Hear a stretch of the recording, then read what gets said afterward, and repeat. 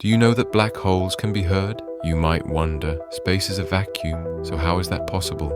Well, the Perseus galaxy cluster has so much gas that sound waves can travel through it. NASA picked up these sound waves from the supermassive black hole at its center. NASA remixed the sound waves and transformed these inaudible, low-frequency sounds into something we can actually hear. The result? A haunting, cosmic hum. Both eerie and fascinating,